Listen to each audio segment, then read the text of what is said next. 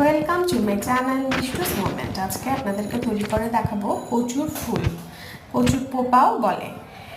এটা খুবই সুস্বাদু খানা, তবে ঠিকমতো রান্না করতে জানতে হবে। প্রথমেই কচুগুলো আমি সুন্দর করে কেটে নিয়েছি। কচুরগুলো এভাবে সুন্দর করে কেটে ধুয়ে নিয়েছি। তারপর শিমের বিচি সিদ্ধ করে নিয়েছি আলাদা করে।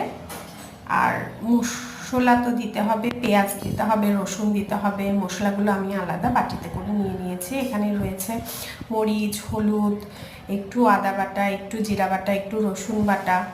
আর আমি এই কচুর ফুলের মধ্যে একটু সর্ষ বাটাও দিব। এটা আমি প্রেশার কুকারে রান্না করব। প্রেশার কুকারে রান্না করলে রান্নাটা ইজি হয়ে যাবে আমার জন্য। এই যে প্রেশার কুকারে কচুর পোপাগুলো সব দিয়ে দিচ্ছি।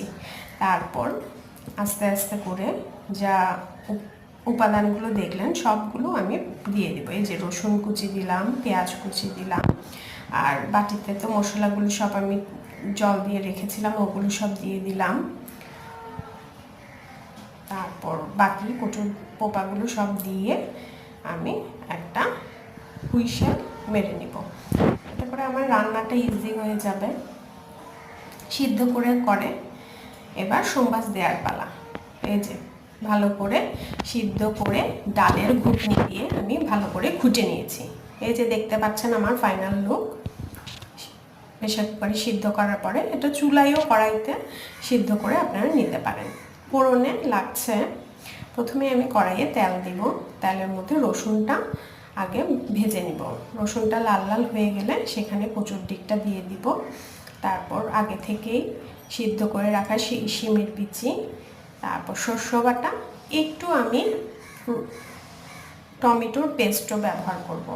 অনেক সময় কচুতে তো গলা ধরে, এজন্য আমি টমেটো ইউজ করব। টমেটো জাস্ট একটু টক জাতীয় জিনিস দিলে গলাটা ধরে না। দেখলেন আমি পোপাটা দিয়ে দিয়েছিলাম। রসুনটা লাল লাল হয়ে যাওয়ার পর এবার শিমের বিচি দিচ্ছি। তারপর সর্ষ বাটাটা দিয়ে দিলাম। সর্ষ বাটাটা দিয়ে আমি একটু টমেটোর পেস্টটাও দিব। এই যে টমেটোর পেস্টও দিয়েছি, দিয়ে ভালো করে সবগুলো একসাথে মিশিয়ে নিব। একটু টানা টানা করে নিব। একটু টানা টানা করে নিলেই তৈরি হয়ে যাবে আমার কচুর পোপা। গরম ভাতের সাথে খেতে তো খুবই ভালো লাগে। আপনারা করে দেখবেন, আপনাদের কেমন লাগে প্লিজ জানাবেন।